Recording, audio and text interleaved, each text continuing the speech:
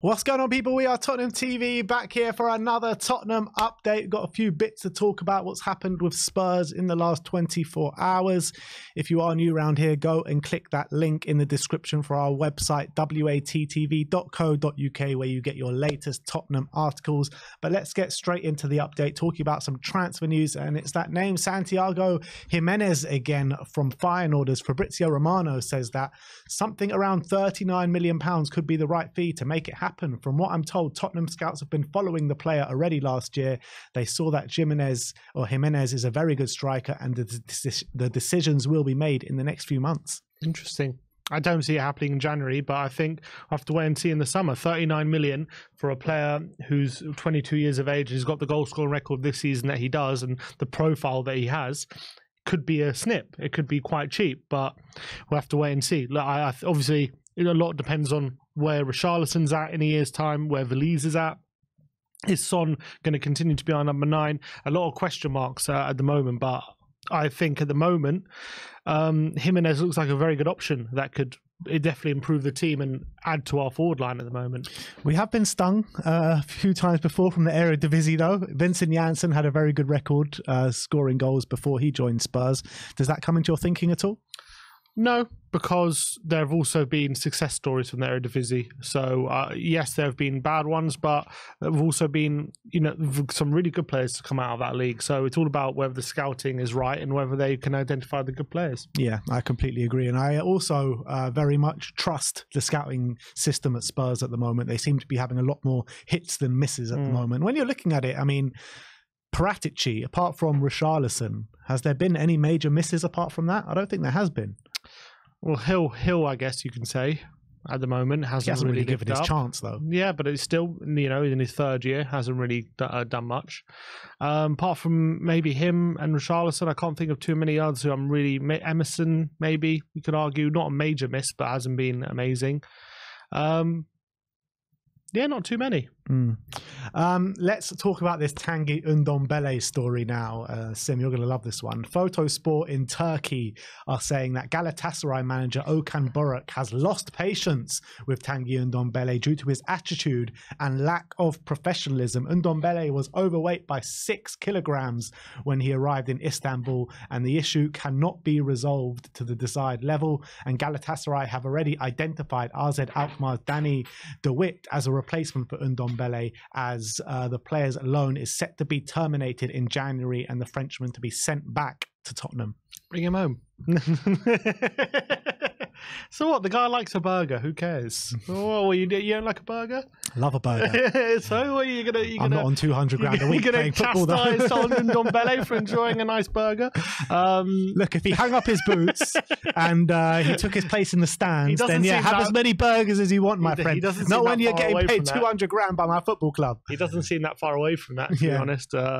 Look, this guy is, I have to say, absolute disgrace. To be honest, we can't. How your tune has turned.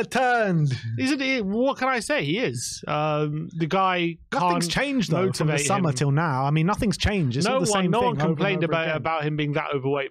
I mean, they have complained about his work ethic, but the fact that he's been caught eating junk food and and that kind of thing, he's not putting any sort of work ethic in. No, it has changed because Napoli used to play him regularly. Like, at least off the bench. Now then, he's not even getting a look in. They don't trust him at all. He's getting minutes off the bench for Galatasaray? Like, very few. Like, they don't like him at all. They want to cancel his loan. There was no talk of Napoli cancelling his loan. Only a few weeks ago, he played in the Champions League, and you were saying what a great performance he had. He played for a few minutes, and he did have a good performance, to be fair. But but Napoli, Napoli weren't talking about cancelling his loan. Halfway through the season, so something has changed. Clearly, he's regressed even more than last season. I have to say, it goes to show his mentality, his work ethic, his professionalism, of all out the door. Maybe I don't know what he thought he was getting himself into when he went to Turkey. Maybe he thought it was going to be an easy ride and he didn't have to try so hard to get in the team.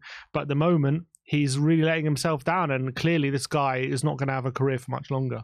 Yeah, we heard earlier on in the window that he didn't want to go to Galatasaray. He didn't want to go to Turkey and ply his trade there. He ended up more or less being pushed out at Spurs, and that was the only pretty much offer on the table. He ended up going there, and it's basically all gone to shit for him once again. And yeah, fine, he didn't get sent home from Napoli, but in terms of his career since he's joined Spurs, or since it started to go wrong at Spurs, it's the same old story all over again. Mm-hmm. Yeah, nothing seems to change, and I don't see how he even finds a club if his loan gets cancelled. How many years left on his contract at Spurs? Has he got one more year? 18 months, yeah. It'll be 18 months in January, so. Yeah, so, I mean, I think when it comes down to the summer, even in January, I mean, you got to just think about ripping up the contract or releasing him or coming to a mutual agreement or something, because you don't want him hanging around the club, moping around the place. He's not going to be played. So what else can you do? Do what we're already doing. He's out on loan. There's nothing more we can do. Yeah, but I'm saying if he comes back. I don't know. Yeah, put him in the under-23s. I don't know. Do you even want him like in the under-23s trying to like cause a badder environment in the great season that they're having? Maybe not. It's a good question. Maybe just banish him. Banish him. Exile him. Send him to Arsenal. Yeah, that's what I would do. Send him to Arsenal. Exactly. Let's move on. We got some really nice quotes from Bissouma. I've got 3 quotes here, so we'll take it quote by quote. First one on Ange, and he says, "This group is very close. We are like a family. We work every day so hard. The manager is a very good manager. He gives the players a very good energy. In football, if you have a really good manager who is very close with players, I think it's really important. For me, he is one of the best coaches that I've had in my career." Trying to think of the managers that he has had in his career. Graham Potter? Yeah. That's probably Conte, yeah. I'm sure he loves Conte. Yeah, he loves it. Yeah, I'm sure he was really fond of Conte. Yeah. Who else he had? Just in England. Who was he at before Brighton? Somewhere in France. Was it Lille? I don't know who he had there, but you'd probably think like the manager that he had the biggest synergy with before was Potter. And he's saying Ange is much better than him. Love that. Love that. Houghton, was he man? Was Houghton? Was he there? Maybe. Did Potter not buy Bissouma? I'm not sure. Potentially.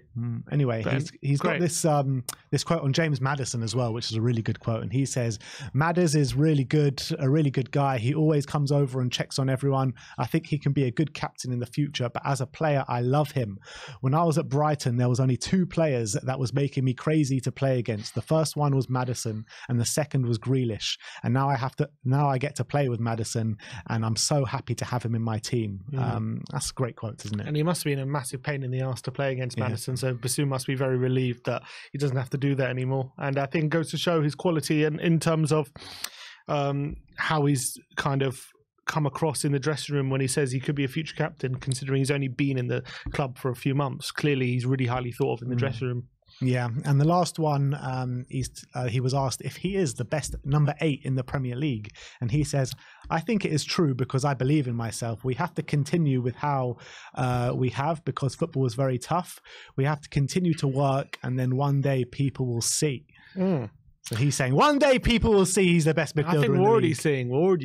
I think he's been phenomenal this season. And of course, when you're a Premier League footballer, you're going to have that self-confidence. That's why you get to where you are, by having that belief in yourself. So it's no surprise to me that he's going to believe that. But obviously he's had a phenomenal start. But I want to see this kind of form carry on over the whole season. And if he can do that, he's got a great claim to being the best number 8 in the league for sure. Why not? I totally agree. And last but not least, we've got some quotes from Dejan Kulusevski talking about how much he's loving life under Ange Postecoglou. And he says, "Postecoglou is an excellent manager. He speaks about life stories, not just football. It was clear already in pre-season training sessions under Ange. It was already clear in pre-season training sessions under Ange are funny, and we work a lot with the ball. We press a lot, but also we learn from him. We're really enjoying." And you're kind of hearing a lot of quotes in a similar fashion from a lot of Spurs players coming out at the moment, speaking about the manager, speaking about the training sessions and the training methods and how they're all one big happy family. And it's such like a far cry to where we were last season. It's crazy. Yeah, 100%. It seems a much more happier camp, and the pressure just seems to be off. Last season was Conte's biggest complaint. These players don't like to play under pressure, and Conte was constantly putting them under pressure and seeing if they can deal with it. And that's all right, maybe if you have like a different set of players at your disposal, maybe players who are more used to winning and that kind of thing. But these players clearly needed a different approach, and Ange is bringing that. He's completely taken the pressure off. He's completely changed how they're playing. And Kulusevski and everyone else is completely thriving. And everyone, you can see just how close everyone seems all the content that comes out of the dressing room and on the pitch after wins and stuff like that.